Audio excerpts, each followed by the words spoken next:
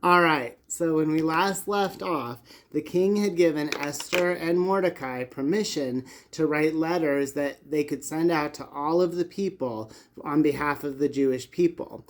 To avoid Haman's Holocaust, Haman's gone, he's been hanged, but they still want to do something to prevent all of this. So what is God going to have them do? So as a reminder, part of Persian law is you cannot reverse the law that has been written. So this Holocaust, this battle between the folks in Shushan and all of the providences and the Jews, it's going to happen, right? And they have permission to slaughter not only the men, but the women and the children, and to take away all of their possessions, to plunder them. So Mordecai and Esther, they go and they write up letters that tell the Jewish people that they can defend themselves if they are attacked. Now, inside of that, the letter that is sent out, it does give permission to take that sort of defense against all women and children, and to do the same thing that the first edict said, which would be, you have the right to take possessions and plunder.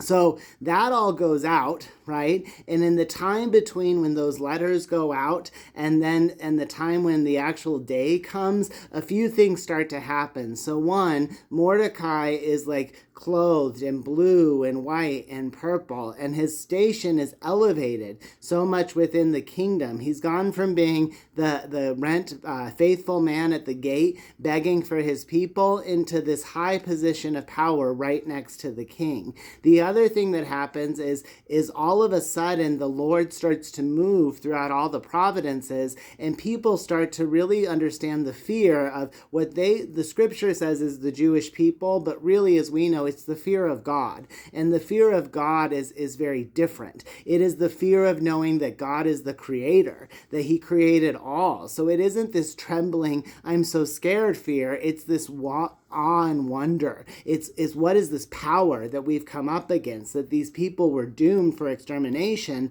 and here they're now going to be saved and able to defend themselves. So what happens is a lot of people start converting, moving over to the faith of Yahweh, Adonai, this one true God. They understand, which is our very first lesson, which is the fear of God.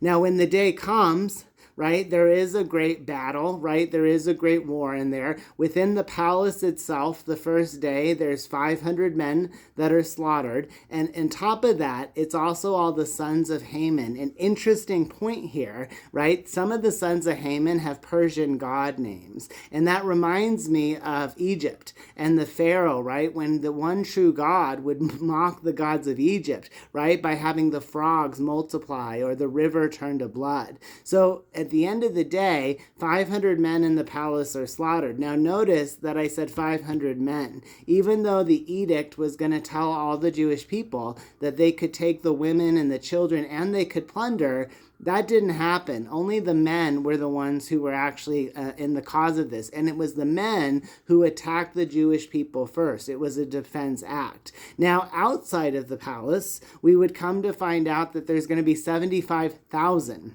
people dead, men dead, I should say, right? So 75,000, and these would be men who turned on the Jewish people to attack. Now, something interesting happens here next. Right after that first day in the palace, the king goes to Esther and says, all right, 500 men are dead, Haman's guys are dead. Esther, what do you want to do? And Esther says something interesting. She says, let's do it again tomorrow in the palace. And they're like, why? We've already had all the slaughter of these men. So there's lots of reasons we could think of this. Esther does take some hit points here, right, on this decision, because she really could have been done after the first day.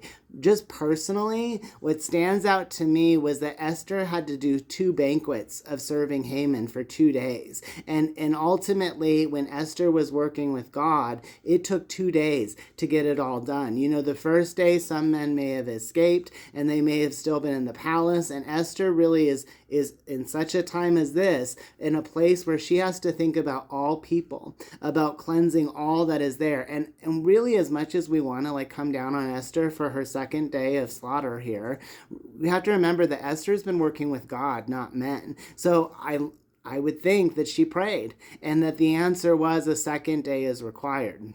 So at this point, we're going to come to what is known as the Feast of Purim, so where we've been able to be saved from Haman's Holocaust, from the slaughter of the Jews. And it happens in a few different ways. Because the palace has 2 days of slaughter, theirs will start, like they'll start theirs on the next day, and outside of the palace, it'll be started the day after the slaughter. The other thing I want to call out here is there wasn't any plundering. There wasn't any taking of these people's possessions that's mentioned in Scripture. And also, like I said, there's no men and women. This was truly about God moving his people to be able to defend themselves during what we would consider Haman's Holocaust. And if you look in history, if you think this is so far back there, this couldn't happen again. When we look at the Holocaust in Germany with Hitler, a lot of the Jews there would quote Esther from memory. And that war, it wasn't the Jewish people who were rising up to save themselves, as in this one in Esther, but still, it was a plot to exterminate the Jews, God's people on earth. And in that one, too, they weren't exterminated, right? They were saved, they were delivered. So what happens in the Feast of Purim is the very first day, there's rest, right? And I think that's really key, right?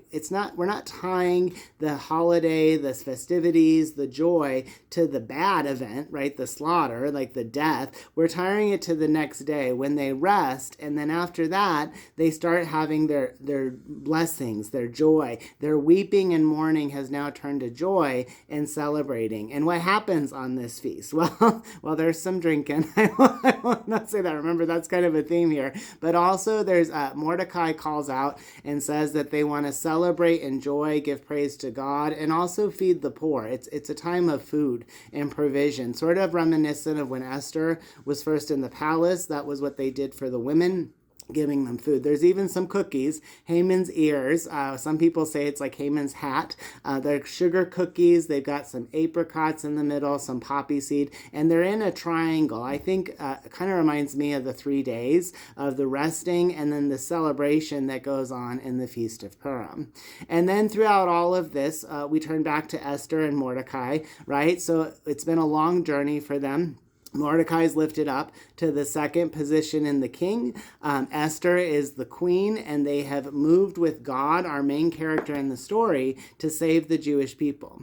Tomorrow, we will go ahead and we're going to wrap up Esther. Well, I always get so sad at the end, but it's my last day in my study of Esther, so I'll do my Chatting at Cheesman video. We're going to come on to the end. We'll take a look at Scripture, and we will not say goodbye, but we will say thank you so much for the stories, the adventure from Esther, Mordecai, our King Osophius from Shushan Palace. This is Aaron signing out, Chatting at Cheesman. Chatting at Cheesman. See you tomorrow. Oh, bye, Esther.